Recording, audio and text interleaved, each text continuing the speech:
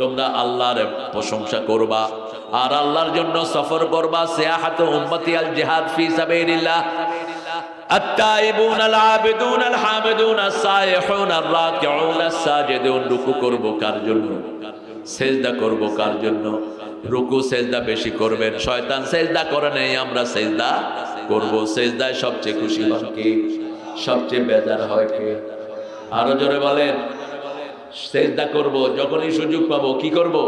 সেজদা করব। রাসূল সেজদা একটা লম্বা দোয়া করতেন, বলবো দোয়াটা?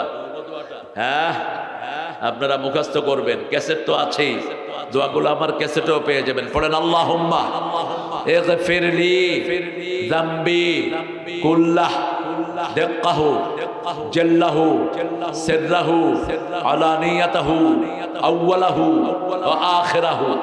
হে আল্লাহ, আমার সব গুনাহ মাফ করে দেন। সূক্ষ্ম গুনাহ, বড় গুনাহ, শুরুর গুনাহ, শেষের গুনাহ, প্রকাশ্য গুনাহ, গোপন গুনাহ। রাসূল বলছেন এই দোয়া একবার যে করবে তার সব গুনাহ আল্লাহ মাফ করে দিবেন।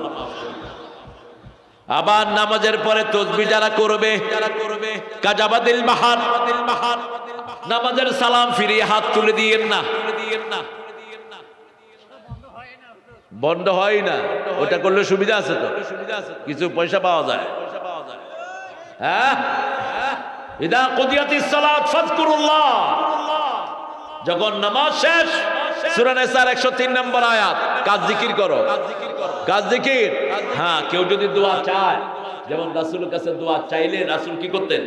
দোয়া করে দিতেন, দোয়া করে দিতেন। তবে তাসবিহগুলো আগে সুবহানাল্লাহ 33 বার, আলহামদুলিল্লাহ 33 বার, আল্লাহু আকবার, এরপরে আয়াতুল কুরসি, তারপরে বিসমিল্লাহিল্লাযী লা ইয়াদুররু মা ইসমিহি শাইউন, অন্তত 30টা দোয়া। এগুলো পড়ে তারপরে যদি আপনার কারোর জন্য দোয়া করতে হয় করে দেন, কোনো অসুবিধা।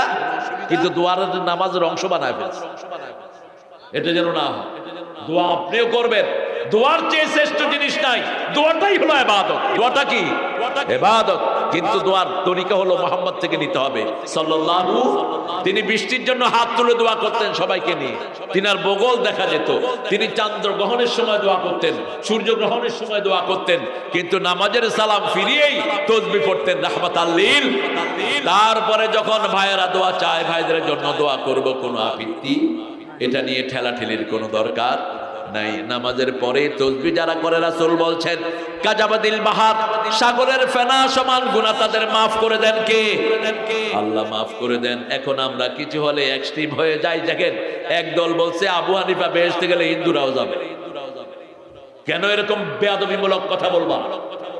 বেহেশতের দায়িত্ব তো তোমার হাতে না, বেহেশতের দায়িত্ব কার হাতে? কার হাতে? আমরা চাই দুনিয়ার সব মানুষ বেহেশতি হোক, ঠিক না বেঠিক? বেহেশতে যাওয়ার জন্য নামাজ 5 ওয়াক্ত পড়লে বেহেশতের দরজা খোলা হয়।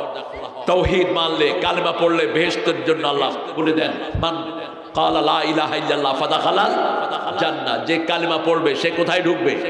জান্নাতে ঢুকবে। আপনি জান্নাতের দরজা বন্ধ করার কে? আপনি কালেমা প্রচার করে দেন, মানুষকে মসজিদে নিয়ে যান, মানুষকে ভালো আমল শিখান, পিতামাতার খেদমত করার।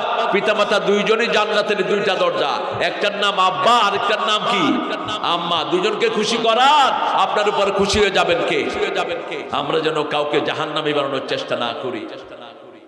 এক বনি ইসরাইলের লোক, সে খুব ভালো আমল করত, আর একটা লোক কম আমল করতো। ওরে বলতো ওই জাহান্নামী, ওই জাহান্নামী, তোর খবর কি? মারা যাওয়ার পর রাসূল বলছেন, আল্লাহ তাকে ডেকে আনলেন।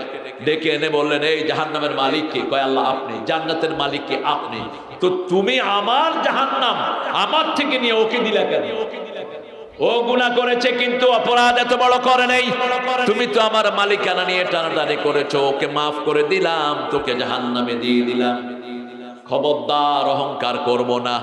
আমরা দোয়া করব, আল্লাহ সবাইকে নামাজি বানায় দাও, সবাইকে সহি তরিকাত চলার তৌফিক দাও, ঠিক না বেঠিক?